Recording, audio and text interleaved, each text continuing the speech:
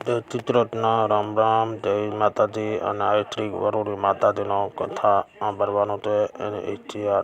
અને અમારી નવા ચેનલના આવ્યા હોય તો ચેનલ સબસ્ક્રાઈબ કરજો છો અને શેર કરો, લાઈક કરો, ગમે તો. હાલો હવે વાત છે આ શ્રી વરુડી માતાજીનો ઇતિહાસ.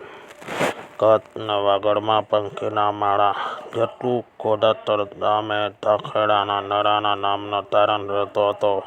તાખેડા ગામ તારાને દર વખતે પગપાળામાં હિંગળાજ માતાને જવાની નેમ હતી. એટલે નિંદમાં એટલે આજના પાકિસ્તાનમાં તેમની કુળદેવી આઈ હિંગળાજના દર્શન ગયા. તે વખતે એવું કહેવામાં આવ્યા ચાલતા હિંગળાજ માતાએ જતા 3 મહિના થતા. ધાંખડ ધોધી હિંગળાજ માતાએ પહોંચ્યા, માતાજીના દર્શન કર્યા અને પૂજારીના શ્રીફળ આપતા કહ્યું, લ્યો હાથી ઉપર માતાજીને ચડાવો. અને પણ હાથું જેવું પૂજારી શ્રીફળ વધારવામાં ગયા ત્યાં તો એમના હાથમાં શ્રીફળ બેખતતા ખાઈ ગયા. એટલે ધાંખડાજીને બીજું આપ્યું, એના પણ બેખતતા તે ખાઈ ગયા. આમ કરતા પૂજારી હાથમાં તાત ઉપર બેખતતા ખાઈ ગયા. ઠાકોરજીને સમજી ગયા કે નહેરે નથી કોઈ અજસ્તી ચેતના બની છે, નહીં તો આવું જ થાય. નહીં તો માતાજીના મનોમન પ્રાર્થના કરવા લાગ્યા છે. એ માવડીમાં જય જંગમાં રૂખોપા રાજ્યમાં તારણ ઊંઘમાંથી જાગી ગયા તે વિચારવા લાગ્યા છે. 3 મહિના ઘરે પહોંચ્યા. 7 દિવસમાં કેવી રીતે પહોંચતા? આંખે આંસુડાની ધાર વહેવા લાગી. મને કગળવા લાગ્યા, આ તો કેવી કસોટી છે માં, મને માર્ગ બતાવો માડી. આ સાંભળીને પૂજારીને જાગી ગયા. શું થયું તારણ? ધાંખડાજીને બધી વાત કરી. પૂજારીને આશ્વાસન આપતા કહ્યું, ચિંતા કરતો ને માં તારણ. જય જગદંબા દિલંગલા તમારી વહારે આવશે. તમારે માતાજીના નામ લઈને હાલી નીકળો. માતાજીના નામનું રટણ કરતા કરતા ઠાકોરજીને હાલવા માંડ્યા. દિવસે ના કપાય એટલો માર્ગ, રાતે ને રાતમાં કપાય એટલો માર્ગ દિવસ કપાવા લાગ્યો. માતાજીના સહાય કરીને બરોબર રાતમાં દહાડે દિવસે ગામને પાદર પહોંચી ગયા. અને આડે પહોંચતા બધાને પૂછ્યું, મારી દીકરી તમે ક્યાં દાતી છે? તત મને જગ્યાએ બતાવો. લોકો વિચારવા લાગ્યા, આમને ક્યાંથી ખબર પડી? દીકરીના જન્મતારના પોયમાં દાટી દીધા છે.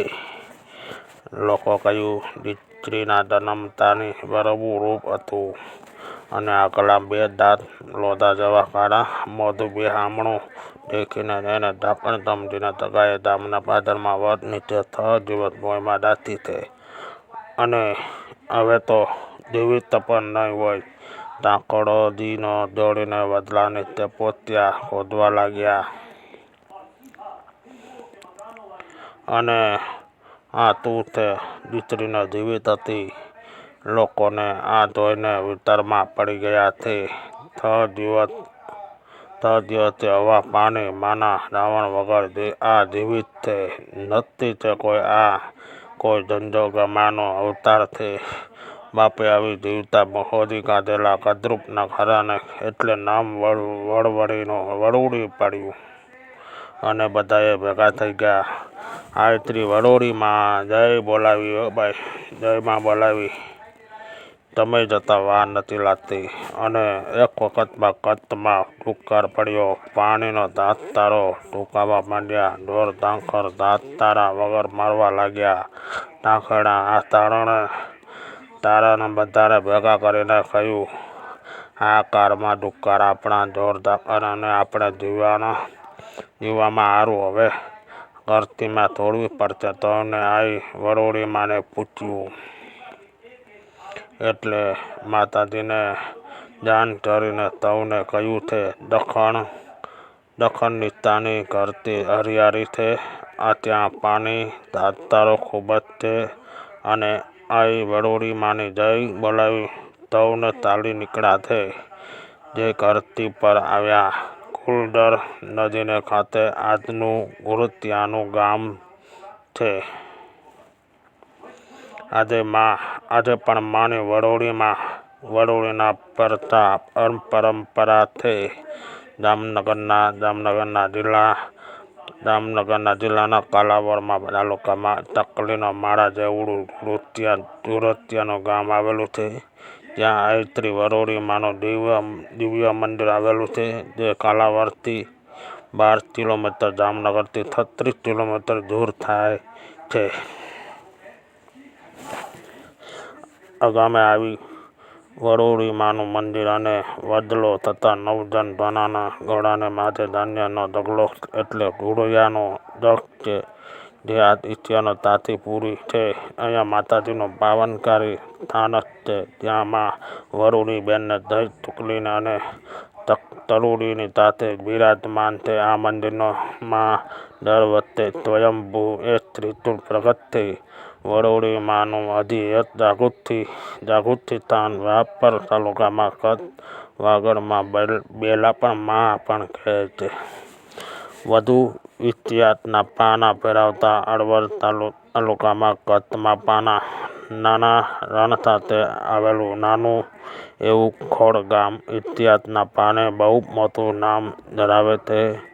એ સમયનું બંદર છે, જ્યાં દરિયો ધોધાવતો હતો અને વહાણો લાંગડતા હતા.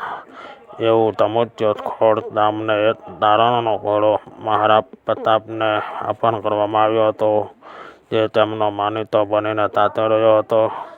તે તક ઘોડો અને બીજી વાત તો પોતાની માનેલી બેનને જાહાલને સિંધનો અમીર તુમરો જ્યારે ઉઠાવી ગયો, જ્યારે બેનને ધીરજને રસ્તા કરશે કાજેભાઈ જૂનાગઢની રાજધાનીમાં રામ નવજનને સિંધમાં જવા નીકળ્યો, ત્યારે ખોડની ગામની સીમમાં આવી માતાની વરોડી એટલે દેખાવ ને જે રૂડી નથી. નવજનને નવલ લખીને તેનાને રોકી એક નાની કુલડીમાં રાંધીને તખત જમાડેલા ત્યાંથી દરિયા વાટે જવાનો રસ્તો કરી આવ્યો હતો. નવજને ભલે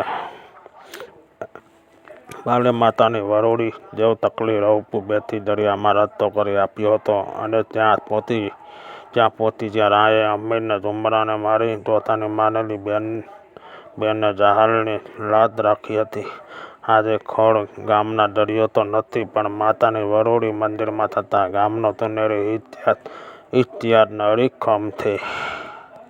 અને શેર કરો, લાઈક કરો અને જય આયત્રી વરોડી માતાજીનો કરજો, અને લાઈક કરો અને શેર કરો.